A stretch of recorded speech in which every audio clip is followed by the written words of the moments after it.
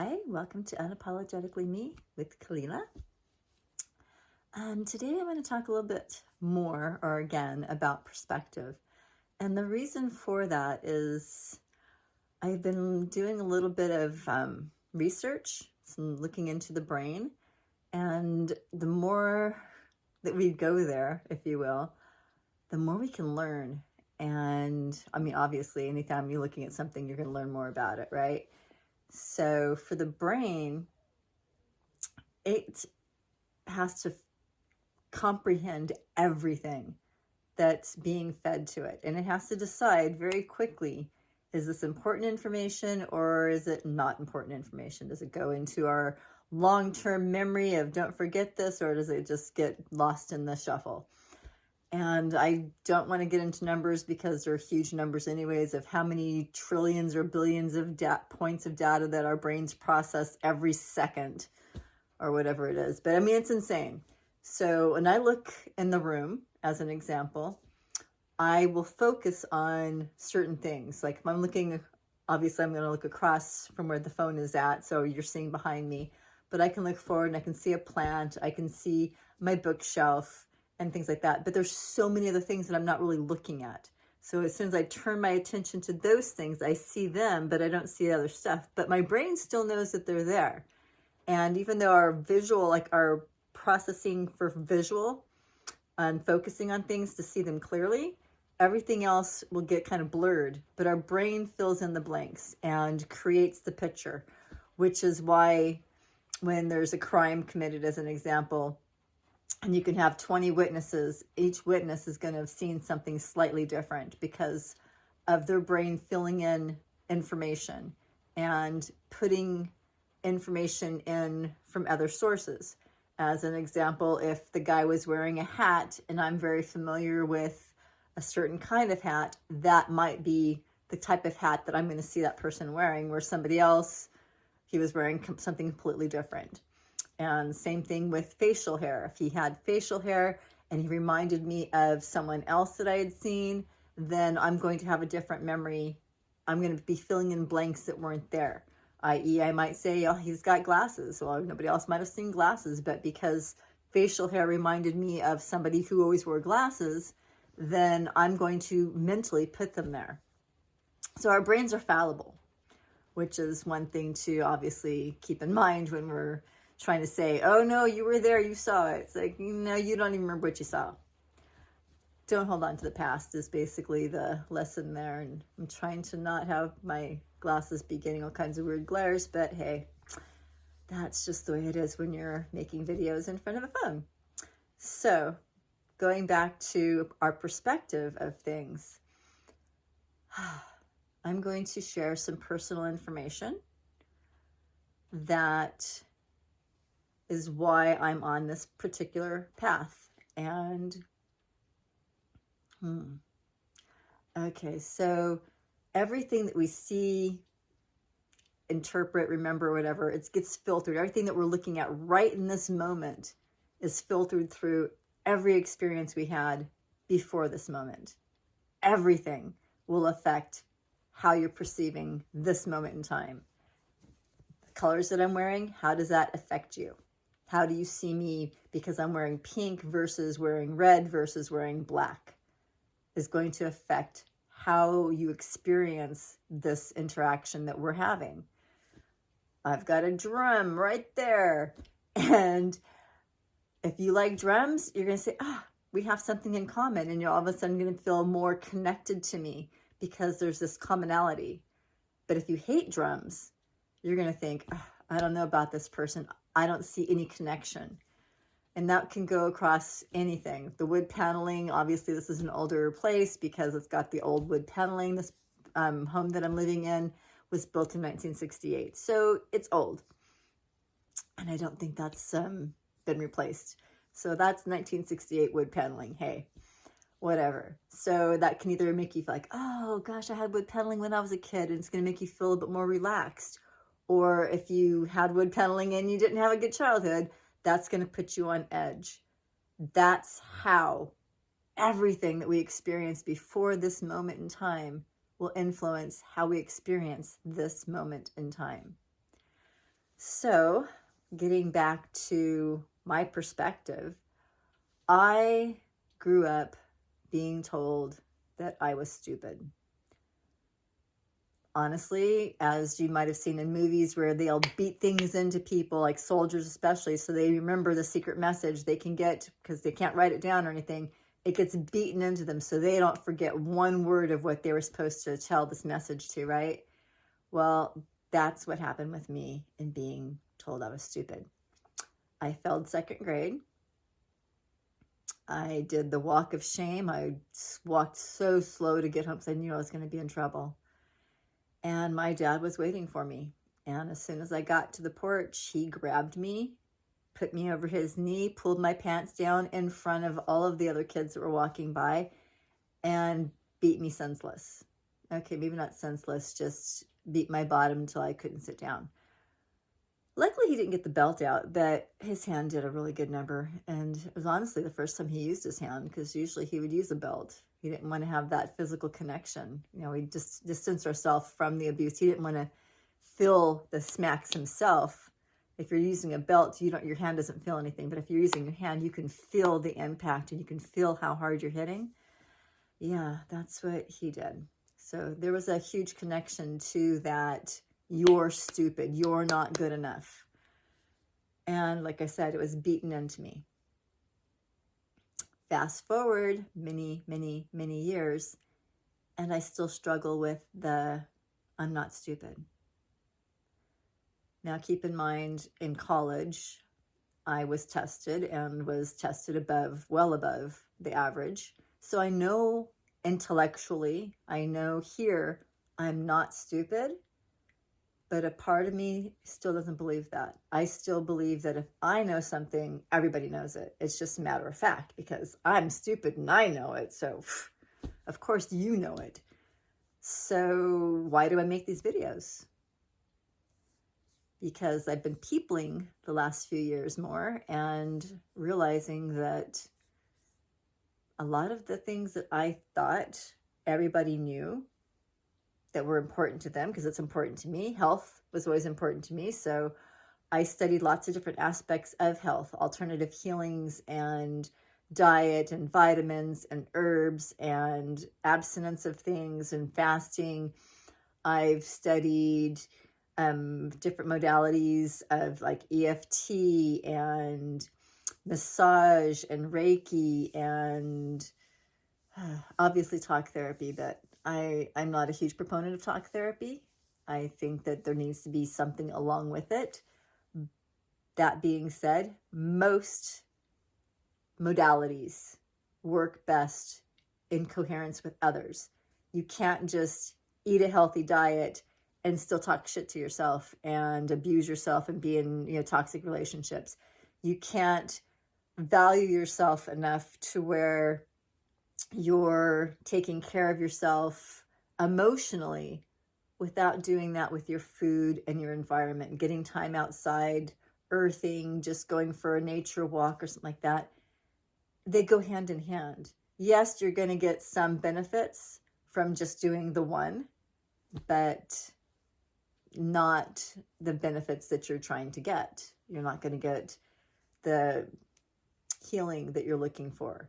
And you can't go this or that or that. You got to do them together. You got to eat healthy for the most part. Cheat every now and then. I mean, come on. What's the difference, right? We live in a toxic environment. That being said, we live in a toxic environment. Try to lessen the amount of toxins you're making your body have to filter through. So eat healthy. You want to make sure that you're getting all of your organs recognized by doing different kinds of massage. You can do self-massage, wanting to, especially like in through here, for women underneath the breast, you press on the sides here. Anywhere you're pushing on the lymphatic system, those drainage points, it's going to probably feel a little bit painful. And you're like, that hurts. I can't do that. Well, why does it hurt? Did you get punched there? No. It's not like you've gotten beaten up or anything. It's sensitive because you have a buildup of toxins. So you just want to kind of like do a little bit of a rub around those spots. And same thing up in here. You're wanting to activate things. Tapping, thumping, energy medicine. Donna Eaton is a great resource to have for energy medicine. Then you have the EFT, emotional freedom technique, where you're just tapping on the different meridians and saying different statements, whether it's the simplest one that I learned when you're first starting is, even though I don't take good care of myself, I love and accept myself completely and fully. And even though I cheat and eat junk food and have too much sugar, I do this, whatever, and you tap, and that changes the wiring of the brain. Keep in mind that these physical bodies that we're driving, think of it as a vehicle, these physical bodies are not us. That's not who we are. We just drive these bodies, but it's our responsibility, just like our car outside, right? It's our responsibility to take care of it. It's our responsibility to put the good fuel in so that we don't have to pay for it later on down the road by having to go and get maintenance done. I.e. for humans, it's going to the doctor to have things cut out or whatever because we screwed up. Or personally, I don't like doctors. That's their motivation right there, is money. Their vested interest is not in my health. It's in my sickness. How much they can profit off my sickness by prescribing the drugs, by prescribing surgeries or whatever. They're not saying, hey, go for a walk outside, get some fresh air, eat healthy, get to sleep on time, drink plenty of water, make sure that you're taking care of this or that. Don't eat all these processed foods. Don't do fast foods. They don't tell you that. Instead, it's, oh, here, you have a problem with your stomach because every time you eat that crap food that you've been eating, you're getting a stomach ache. Here, have a pill that will help you eat that crap food so you don't get sick. I'm going to put a Band-Aid over your symptom. That's what doctors do. Our vested interest is for us. Nobody else is going to care more about your health, not your parents, not your children, nobody. Because they don't feel your body. They don't know what you're doing to your body. Our thoughts create everything. Our thoughts create our reality. So, from my perspective of I'm stupid, I've really tried to push myself to make these videos, to, I don't know, maybe leave a legacy for my children and grandchildren to say that, gee, mom wasn't so stupid after all. Maybe she had some really good insights. I don't know. I'm not quite sure why I've been making these videos. I know I've been making them for myself, to push myself out of my comfort zone. But I think it's more than just that. I had a session today with a practitioner who works with EFT as well as some other modalities, and we do a lot of talk and stuff like that. And we were talking about the fact that she says, she called me a creative genius and said that I was a teacher, and that's what I should be doing, is teaching people. And I still struggle with that thought of, what do I possibly have to teach? What wisdom do I have to impart on others? Because a part of me still figures that I'm stupid, and if I know it, you've obviously come to the same conclusion yourself. Now, I know there's people out there that haven't, and why does it matter? If your focus, if your life passion is music, as an example, that's all that's important to you. You're not necessarily caring about the food that you eat, or understanding that the doctors don't really care about your health and taking those pills is good for you because they're causing you to have to take other pills and more pills, and yeah, down that rabbit hole. But that might be your journey, and who am I to tell you otherwise? So I struggle with that aspect of teaching people. because all I can teach you is what I know, which is a culmination of information that I've gathered from many different sources, as well as my own overthinking brain that has to try and make sense of everything, because that's who I am. And that makes sense for me. And I'm happy. I'm learning to be happy, accepting myself exactly the way I am, without any judgment, without any, I guess just judgment, without belittling who I am in this moment. Who I am tomorrow will be a different person. Who I am 5 minutes from now won't be the same person who started making this video, if I'm still jabbering away in 5 more minutes. The main reason why I make the videos is because I challenge you to be unapologetically you. Nobody else can live in your brain. Nobody else knows your experiences. Nobody else lives in your reality. Just you. They're cameos. They're like in a video game, the filler people or whatever. They're not the star. You're the only star in your show, in your reality. Everybody else is just supporting roles and background actors. So be unapologetically you. Love yourself as you are. Because keep in mind, the universe is having billions upon billions different experiences through each and every being, not just the human beings. Every plant, every creature, everything.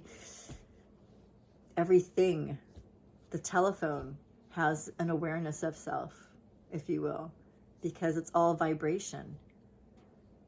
Everything is connected through these vibrational frequencies. There's nothing separate from us. We just have an illusion of separateness.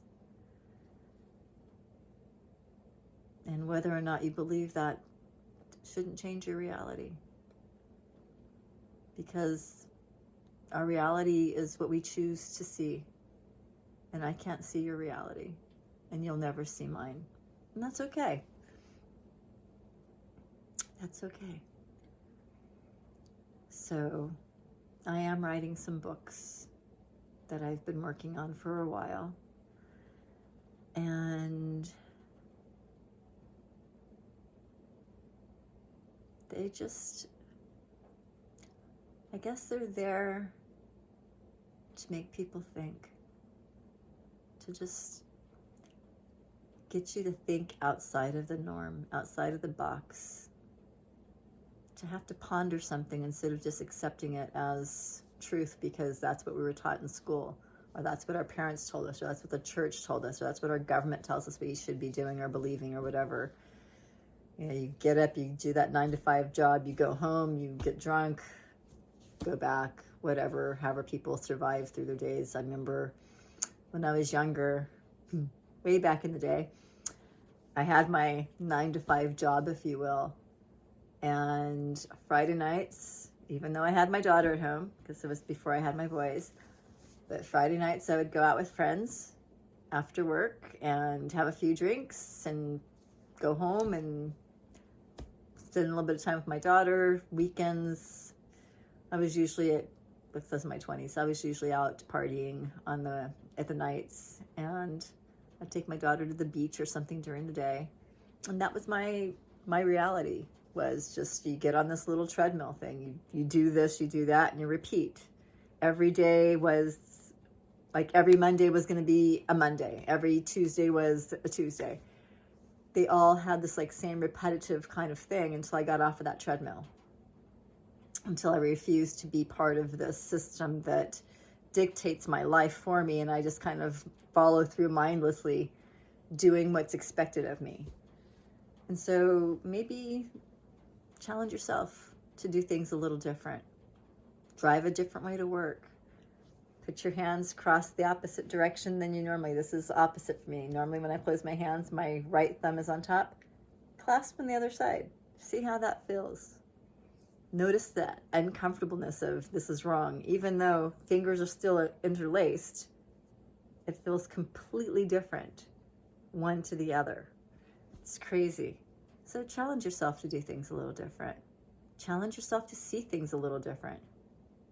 Maybe pretend that you're a child, or pretend that you're your partner or your parent, and sit where you're sitting and see how you think you would see what you're looking at from their perspective, from how they would look at it. Would they look at your phone the same way? Would they look at a tree the same way?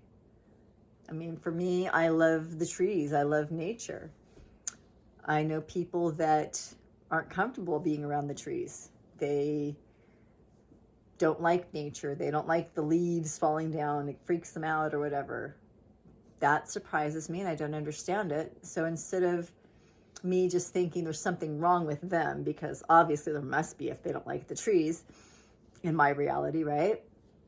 I can sit and think, how could I look at a tree differently and not see it for what I see, a beautiful being that just, the peace, the acceptance, the steadfastness of the trees, and see something that's like scary, because there's people that are truly afraid of the trees.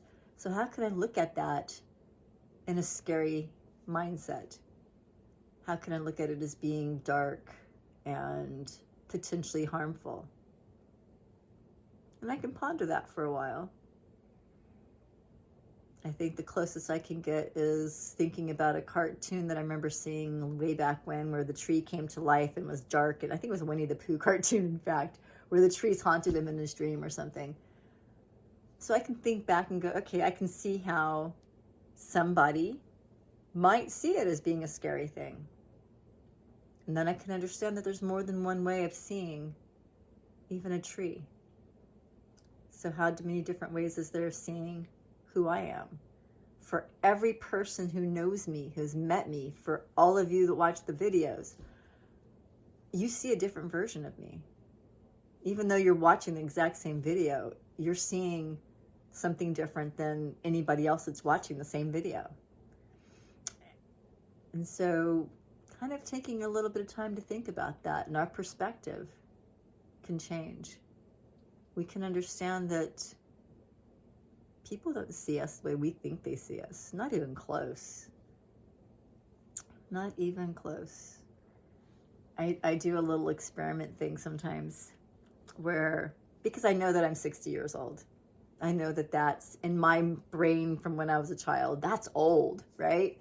So when I'm doing things, I try to imagine what I would have thought, or what I think now, should I say, because I still have the 20-year-old brain, 20-year-old eyes or whatever. I still don't acknowledge myself as being old. So I can think about, how would I see somebody my age, 60, dressed the way I'm dressed, acting the way I'm acting, doing whatever I'm doing, and I can laugh at it. I can get kind of giggly as I imagine an old, frail lady. You know, I would think, you know, from when I was in my 20s, 60 was old, but, you know, hey, I think 60 is the new 40 at this point. We're doing so much better. We're taking care of ourselves, right? So I can think to an old woman, say, in their 80s or 90s. And I can imagine that being me and seeing that version of me doing the things that I'm doing now, like dressed a little bit provocatively, as I'm seeing the video here, and a little bit of cleavage, but you know, hey, that's who I am. I don't know if I mentioned in any of my videos before, but I did have a breast reduction because that was something that my father had taken from me. And I say it that way, which kind of sounds weird, but he told me when I was little that you can't do that because you're a girl. So I didn't want to be a girl. And my mom told me I couldn't take off my shirt after school, and I think I was in first grade, or was it just after kindergarten? I don't know, somewhere around then. And took off my shirt because it was a hot summer day, and all the kids were taking off their shirts because it was only boys on my street pretty much. And I got told that I had to put my shirt back on. And I'm like, why? My mom says, well, you're a girl.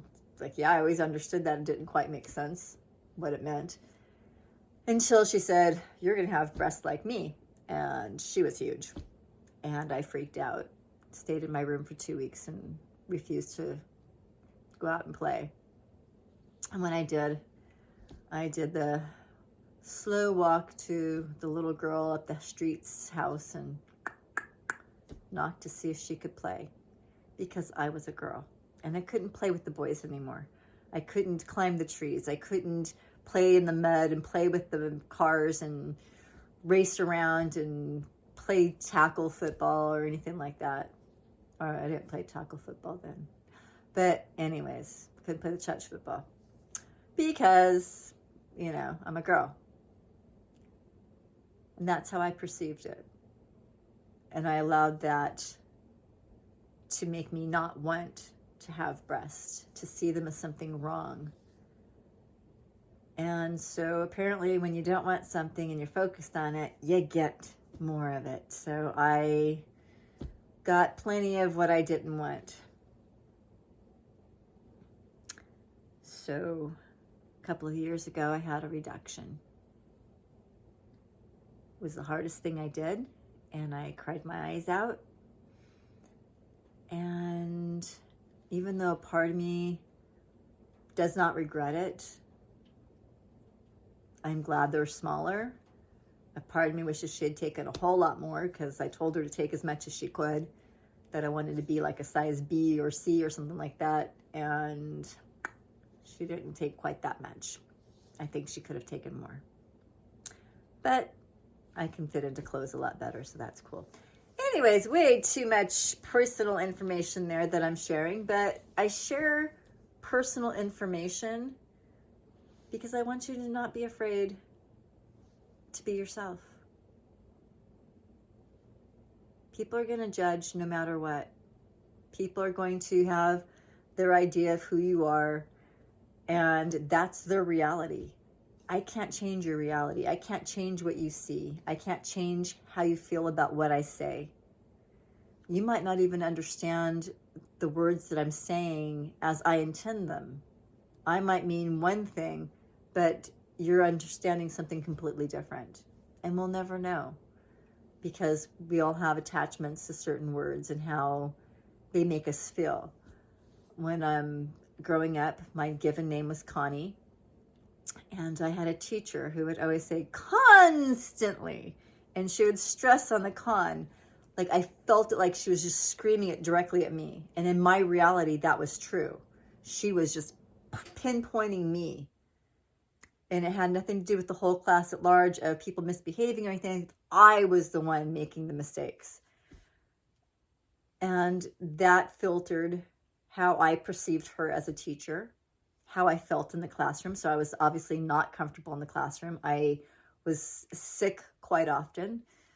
I remember, that was when I started ditching school. 3rd grade, I was ditching school because I hated that experience that much. Now, keep in mind, my 2nd grade teacher was the one that failed me. I was in 3rd grade because my mom threw a tantrum and said, no, you're going to push her on to 3rd grade. She'll do better, whatever. They tried glasses. I didn't need glasses. I was dyslexic, but they didn't find that out until college. So my learning disabilities went unchecked until college. Yes, school was fun. Not at all. So anyways, I guess I just want you to take some time to, one, understand that nobody sees the world through your eyes. They can't. They can't understand what you're going through. I don't care how many times, you've personally experienced an abusive relationship or an abusive interaction with someone. You don't understand what they're going through just because you can say, yeah, I was beaten too. Or yeah, I was belittled too. Or yeah, I was in a narcissistic relationship. I know what it's like. No, you know what it's like for you to be with the narcissist you were with. You have no clue what they lived through. And you never will. Even if you watch the movie of their life, you wouldn't be able to understand it because it's still going to be filtered through your experiences. So why judge? Why overstress? Why over worry about what other people think? And I'm telling myself this as much as I'm telling you. I need to stop doing that. I need to stop allowing other people's judgments to interfere with my choices. And to be honest, it's primarily my kids and grandkids that I worry about their judgment, because I know that there's a connection, a family connection, a bloodline connection, energy cords connection, that what I do, just as what they do, we influence each other. I know that. I know that my kids don't know that. And certainly I don't think my grandkids understand any of that either. But that being said, I still allow their judgment to interfere with choices that I make, including buying this house that I'm living in that I'm not necessarily happy with, because I chose it for the fact that my daughter said, you need to buy a house. You got the inheritance, buy a house. I don't want to have to take care of you when you get older. You need a place to live situation. And then my son saying, oh, that's perfect because it's out in the middle of nowhere. Now, keep in mind, he was feeding me back my dream, which my dream was always to live in the middle of nowhere. As a child, that's what I wanted. But since I've been peopling more and trying to heal that part of myself that wants to hide, I didn't want to be stuck in the middle of nowhere where I'm hiding. I want to challenge myself more, to be in close proximity to people, to have relationships, to be able to go out on the fly. Right now, to get into town, it's a 45-minute drive. I mean, I live in a small town, so to get into the central, it's 20 minutes, but I've got a long driveway, dirt road. But most of the places that I want to go to are far away.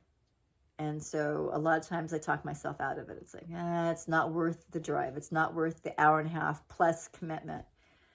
Some of the places I want to go to, like Ashland, is an hour and a half drive to get there. And all of the amazing things that I want to do are in Ashland.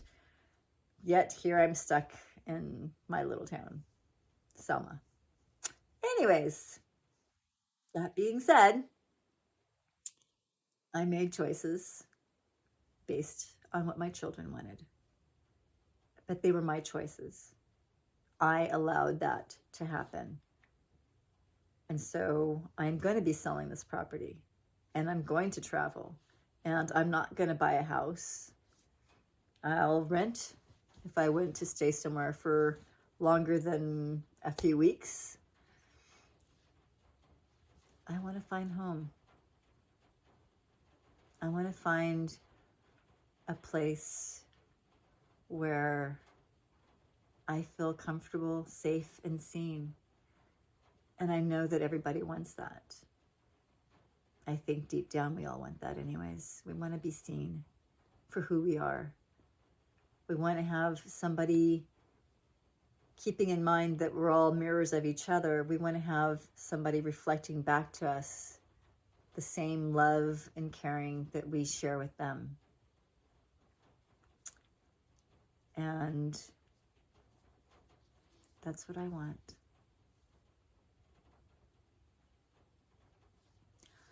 Thank you for joining me on this little talk about perspective and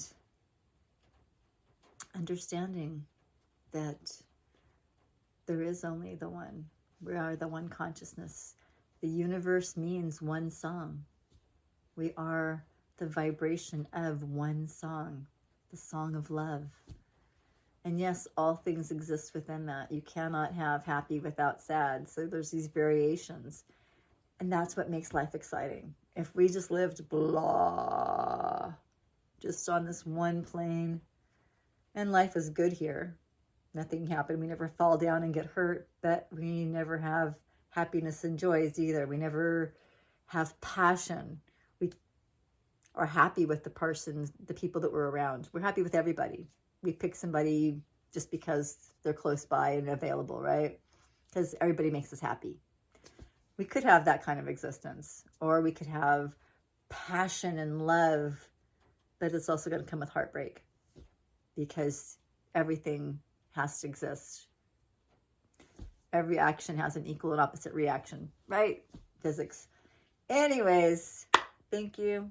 Peace. Live unapologetically you. Have a beautiful day.